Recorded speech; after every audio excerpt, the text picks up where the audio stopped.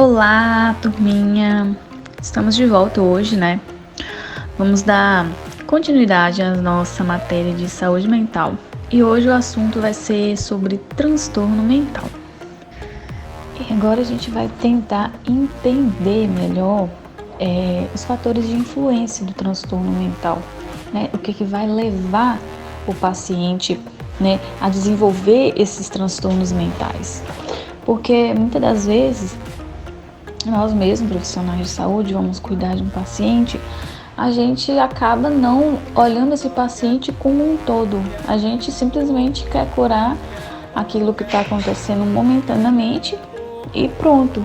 E a gente esquece de avaliar que esse paciente existe fatores externos que pode estar colaborando para desenvolver esses transtornos mentais, desenvolver essas crises mentais, né? Vamos botar aqui um exemplo de uma pessoa com depressão.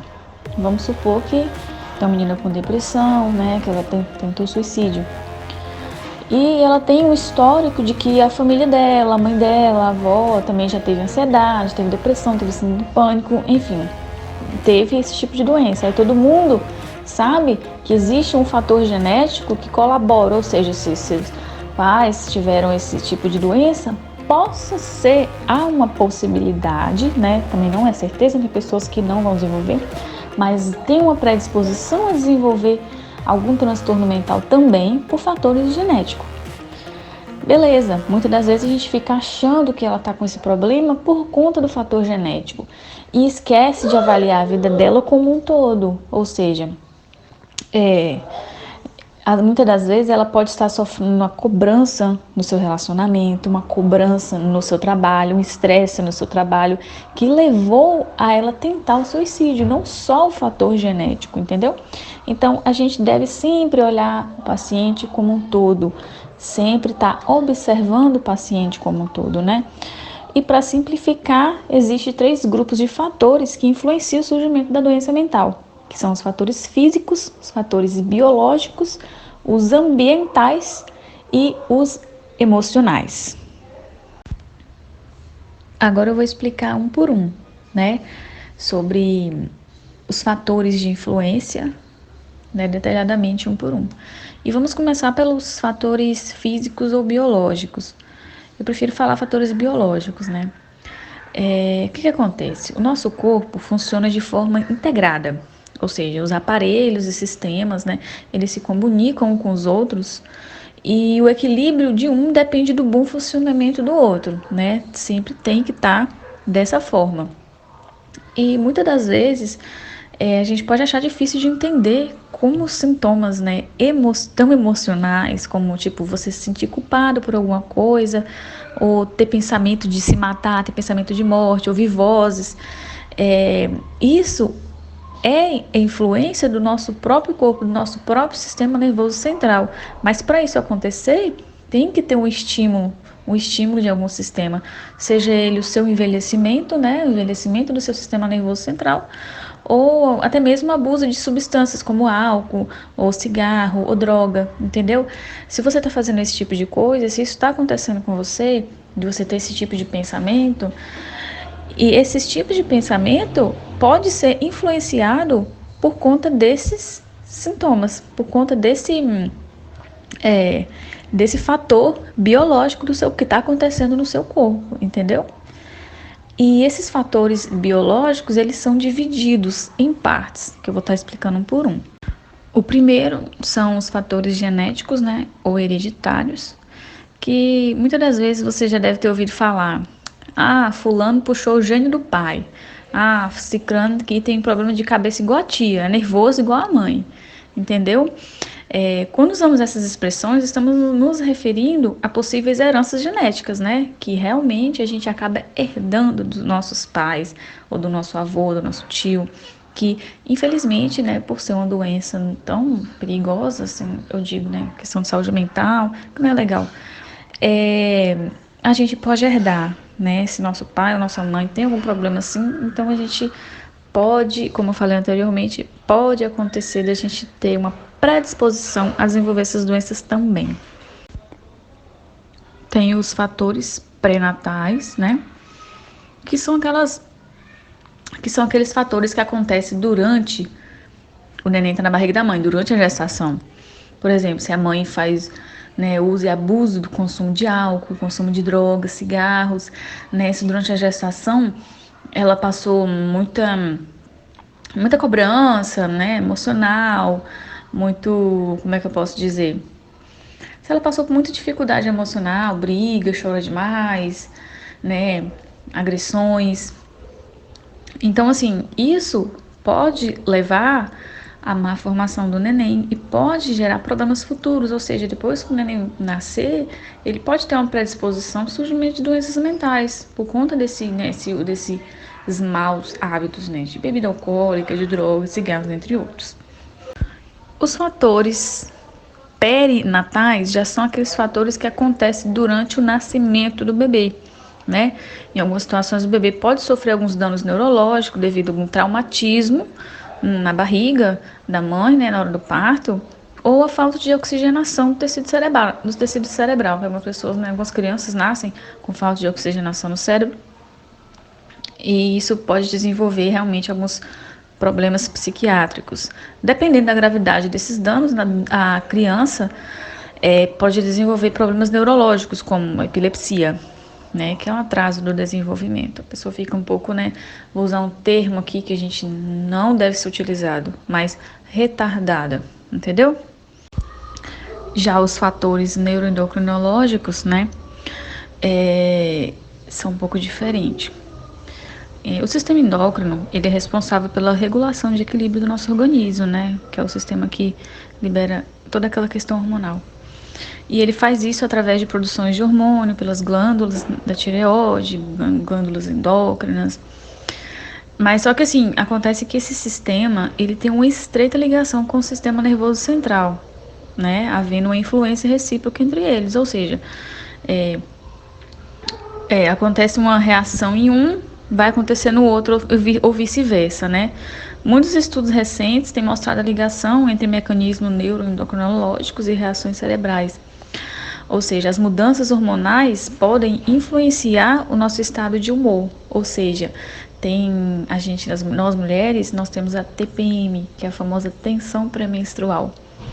Essa oscilação, essa mudança de estado de humor, de humor não, essa mudança, né, de estado de hormônio, né, que é a queda do estrogênio, aumento do estrogênio, né, lá no ciclo menstrual, vocês lembram como é que acontece? Esse aumento e essa diminuição desses hormônios vai influenciar diretamente na mudança de humor da mulher. Por isso que a mulher tem aquela tensão pré-menstrual. Isso não vale para todos, que tem mulheres, né, que vai acontecer isso e não vai sentir nada. Mas nós estamos falando de fatores predisposto, ou seja, pode levar, entendeu? Então, o que justifica a nossa TPM é isso daí. E por último, mas não menos importante, nós temos os fatores ligados a doenças orgânicas, ou seja, um transtorno psicótico, ele também pode ser proveniente de algumas doenças que acontecem no nosso organismo. Tipo, se você está tendo alguma infecção, se você teve algum trauma, uma intoxicação, um abuso de alguma substância, né? Isso também, esses fatores, eles podem afetar o nosso sistema nervoso central. E se afeta o sistema nervoso central, pode desencadear, né, diversos transtornos mentais. Lembrando mais uma vez que isso não vale para todos, tá? Isso é predisposição. E já os fatores ambientais, né, são aqueles fatores que vêm de fora, né? São fatores externos que vão estar influenciando a desenvolver transtornos mentais. Muitas das vezes até o tempo, né, por não estar sol lá fora, tá chovendo, algumas pessoas já falam, meu Deus, meu dia vai ser uma merda, e absorve isso para si e o dia realmente fica uma merda, entre aspas, dizendo, né? Mas isso varia muito de pessoa para pessoa.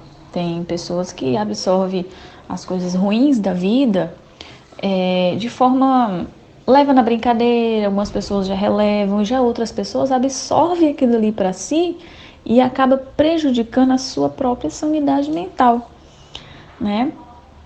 Em questão, falando em âmbito social, por exemplo, você chega no seu local de trabalho e algum colega falou mal do seu cabelo. Tipo, nossa, seu cabelo ruim, viu? Ou cabelo feio. Tem pessoas que levam aquilo ali na brincadeira. Tipo, ah, você já olhou o seu cabelo? Seu cabelo aí parece um ninho. Eu tô usando um exemplo, galera. Entendeu? Tem pessoas que levam isso na brincadeira, dá risada, tira sarro. Tem outras pessoas que vai absorver aquilo ali de uma forma que ela vai se sentir extremamente constrangida e vai ficar triste o dia inteiro porque fulano falou mal do seu cabelo. Você tá entendendo? Então, assim, são formas diferentes. Outra forma de citar algo que, né, pode influenciar no seu transtorno mental, formas externas, é uma questão cultural. Vamos julgar aqui uma questão de religião, tá? Eu não estou generalizando, estou citando, também não estou fazendo crítica nenhuma, né? E respeito todas as religiões, independente de qual que seja. Mas vamos dar um exemplo. Vamos supor que nós temos uma criança não, um adolescente, né, que foi ensinado que perante a Bíblia, da sua religião, foi ensinado que não se deve fornicar, ou seja, não deve realizar práticas sexuais antes do casamento. Vamos supor que em um momento esse adolescente, ele aconteceu dele realizar essas práticas sexuais antes do casamento. Ele fica ali, ou no caso geralmente da mulher, né? Fica ali, meu Deus, eu forniquei, vou direto pro inferno, vou queimar no mármore do inferno porque eu forniquei. Vai lá, pede perdão. Beleza. Vai e faz de novo. Depois vai e faz de novo. Essa pessoa fica tão fissurada naquilo, tipo, não pode, não pode, não pode, que ela pode desenvolver um transtorno mental por conta daquilo ali. Porque é uma pressão que foi colocada, né, pra ela, que se ela fazer aquilo ali, ela vai morrer no mármore do inferno, que não tem perdão, ou algo do tipo, entendeu? Então, assim, são diversas situações que podem desencadear. Outra situação também de questão de religião é que não pode fazer uso de bebida alcoólica. Se você beber, você é do demônio. Tem pessoas que ficam ali, que se vê outra pessoa bebendo, meu Deus do céu, não pode, que não pode. Então, assim, ela fica se reprimindo o tempo todo porque ela foi ensinada, foi criada dessa forma. Não que isso seja certo ou errado, é só um exemplo. E ainda assim, existe aquelas pessoas que acreditam que qualquer doença mental não é proveniente de fatores biológicos, fatores externos, não é proveniente disso. Muitas crenças e religiões ainda acham que é uma possessão demoníaca, acham que é simplesmente que o Satanás, né, ou as forças malignas se apoderam do corpo da pessoa e vai inferniza a vida da pessoa, por isso que a pessoa está assim. Uns faz vista grossa, fala que é falta de Deus, né? Fala que é realmente o inimigo que está tomando conta da vida dessa pessoa, que ela precisa orar mais, por isso que ela está sofrendo esse transtorno mental. Então, assim, perante a ciência, né, nós estamos falando cientificamente, independente de religião. Você serve de enfermagem ou como enfermeira. Perante a ciência, a gente não deve encarar o paciente dessa forma. Você nunca vai olhar para o paciente que está ali tendo uma crise de epilepsia e falar, aí ó, é o demônio que baixou nele. Falta de Deus, tem que orar. Nunca, gente. Isso nunca deve acontecer. Você deve olhar para esse paciente com uma visão científica, entendeu?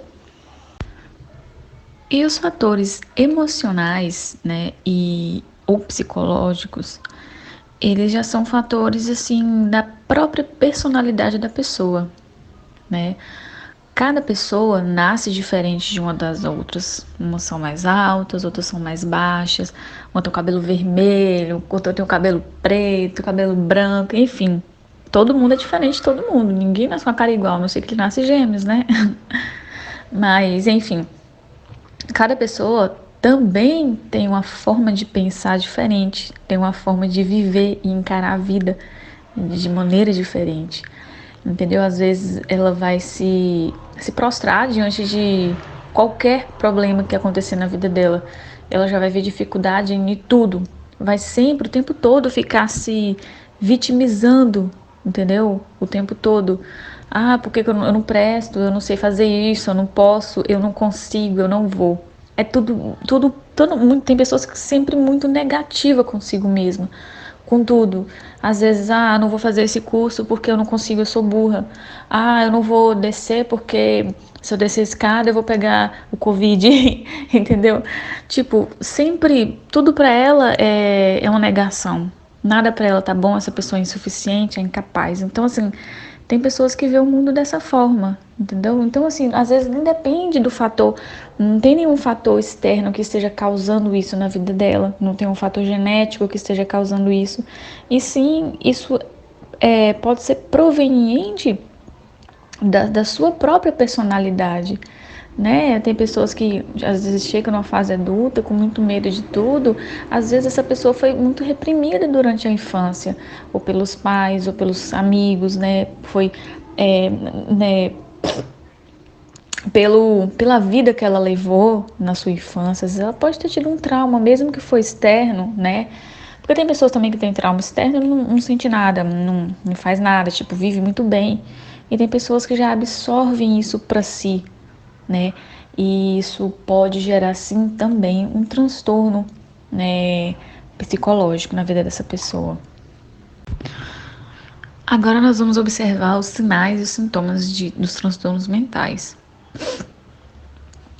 Os sinais e os sintomas, né, ele também precisam continuar sendo observados e registrados por toda a equipe de saúde, né? A partir do momento que você admitir um paciente, nós vamos observar os sintomas que ele está sentindo e os sinais.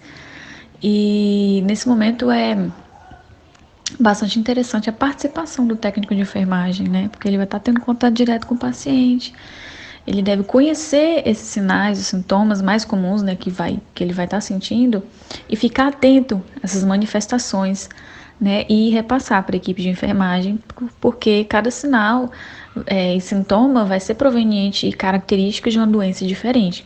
E a gente conseguindo, né, identificar esses tipos de sinais, a gente vai, no caso, os técnicos de enfermagem, até enfermeiro ou médico também, a gente consegue identificar e procurar o tratamento adequado. O primeiro sinal que eu vou estar falando é o sinal da sensopercepção, que vai adentrar as alucinações, né, as ilusões que o paciente vai ter. Por exemplo, o paciente está vendo um objeto que não existe, só ele está vendo. Mas para esse paciente, aquele objeto está ali e é muito real, entendeu? Outra característica é uma alucinação, por exemplo, o paciente está ouvindo uma voz que só ele escuta, mais ninguém, entendeu? Aquelas vozes estão ali do lado dele conversando e ele fala, tem uma voz falando que não é para mim escutar você, uma voz falando que você vai morrer, entendeu? E é dessa forma, né? São as alucinações que caracterizam essa sensopercepção. Nós temos também as alterações de pensamento, né? Então, assim, essa alteração de pensamento, ela engloba diversas coisas diferentes, diversos temas diferentes. Que muitas das vezes o paciente, ele que tem alteração no pensamento, ele consegue pensar, mas de forma muito lenta. Você está explicando uma coisa para ele, ele fica assim, tentando raciocinar. Por exemplo, você está falando o alfabeto, A, B, C, D, enquanto o outro coleguinha aqui já conseguiu raciocinar até o Z, ele está lá no C, D, entendeu? Ele tem uma dificuldade de absorver, entendeu? De montar o pensamento dele. E também já tenho outros que já são o contrário. Eles, tipo assim, tem muitas ideias, tipo, muito hiperativo. Fica ali, ele absorve aquele pensamento e fica ali. Ele escutou todo o alfabeto, A, B, C, D, né, até o Z, e aí ele já começa a pensar no A novamente, nas possibilidades que vai do A, e não consegue absorver aquilo de forma certa. Ele absorve aquilo de forma mútua, tudo de uma vez, né, é uma questão mais agitada. Ele fica bem, né, agitado, acaba emendando um assunto no outro. É tipo uma guerra de ideias em sua mente. É bastante típico do quadro de pacientes maníacos. E fica repetindo aquilo ali. E outra questão outros sintomas diferentes também são associados à alteração de pensamento é aqueles que têm tipo uma desagregação do pensamento. Ou seja, você está falando uma coisa ali com ele, ele entende, ele capta aquela sua frase de forma tipo muito sem nexo. Por exemplo, se você não gostava de jaca, por que você roubou minha bicicleta? Você tá entendendo? Tipo, é uma coisa que não tem nada a ver com a outra. E ele fica falando essas coisas assim. Ele conversa dessa forma, ele fala, se expressa dessa forma que a gente não consegue compreender. Ou seja, na cabeça dele, no pensamento dele, não há um nexo das palavras, não há um nexo, né, das suas ideias. E tem também as alterações na linguagem, né? Às vezes o paciente não consegue pronunciar as frases direito. Tem a logorreia, que é a fala acelerada e compulsiva. Ele fala muito rápido e a gente não consegue compreender, né? Isso é muito comum, viu, galera? Tem a gagueira, que é a repetição de sílabas com dificuldade para dar início e prosseguir a fala, né? Vamos supor, a pessoa vai falar alteração da linguagem. Aí ela fala, entendeu? Tipo isso. Fica um pouco engraçado quando você conversa com alguém que tem essa gagueira, entendeu? Mas existe tratamento, tem gente que trata e dá uma melhorada bacana na sua fala. Eu às vezes tropeço nas palavras também, às vezes fico gaguejando, às vezes a palavra tá na ponta da língua e eu não consigo lembrar para me falar ela. Eu acho que todo mundo já teve essa dificuldade, mas é coisa temporária. Não é característica, né, de uma doença ou um transtorno, né, psicológico. Mas a partir do momento em que dificulta muito a sua fala, né, é bom a gente procurar ajuda. Já as alterações, né, da consciência, então, a consciência é que faz de nós mesmos seres psíquicos vinculados à realidade. E é através dela que nos damos conta das nossas sensações, percepções, do nosso ser. Sua alteração, ela se apresenta de várias formas, essas alterações de consciência. Ela pode se apresentar por um delírio, né? Que a pessoa dorme e, né, de boa ali com a vida. E quando ela acorda, às vezes ela não sabe onde que ela tá, não sabe quem ela é, por que que ela tá ali, né? No caso é a despersonalização, né? Quando ela não conhece a si mesma, não sabe de nada da vida dela, da sua própria identidade. Tem pessoas que têm isso, mas já teve isso em algum momento da vida e foi temporário, passageiro, foi mediado a fatores externos. E tem pessoas que tem, assim, passa o dia inteiro conversando, às vezes por algum trauma ou algum fator externo que a gente falou anteriormente, às vezes ela tá ali, tipo, tem até um filme, que eu não me recordo o nome agora, que a moça, ela vivia, ela só se lembrava de uma parte da vida dela até o momento que ela teve um acidente. Antes do acidente ela lembra, depois do acidente ela não lembra de mais nada, entendeu? Ou seja, toda vez que ela dormia, ela esquecia de tudo que aconteceu naquele dia. Aí o cara tinha que lembrar ela, né? Acho que o nome do filme é Como Se Fosse a Primeira Vez, se eu não me engano. É bem bacana esse filme, quem quiser pode assistir. Né? Então, assim, são alterações da sua própria consciência. Que tem pessoas que vai passar o resto da vida desse jeito e tem pessoas que às vezes é temporário. Você dorme, esqueceu de tudo, já não lembra de mais nada, não sabe onde que tá. É bem complicado. E temos também as alterações na atenção e da orientação. Isso aqui é bem comum, viu, galera? Muito em crianças, em adultos também, tá? Mas é muito comum em crianças. Por exemplo, na escola, distúrbio de atenção que eles falam, né? Você tem que prestar atenção na professora, no que ela tá falando e explicando. Mas você acaba prestando atenção no giz que ela está escrevendo no quadro, naquele pozinho que está soltando no giz, ou então você está olhando para a cara da professora, mas você está olhando para a boca dela, como aquela boca se mexe, ou para o cabelo da professora, como é que está amarrado de lado, como é que ela fez aquele penteado, tá entendendo? Você está ali, mas você não tá com aquele distúrbio, né, de atenção. Você olha para aquilo ali, mas você está com a mente em outra coisa. E entra também a orientação, né? Às vezes a pessoa tá ali olhando, conversando com a pessoa, olhando, mas ela tá em outro mundo. Aí do nada a pessoa vai lá e, vamos supor que estou aqui conversando com vocês sobre saúde mental.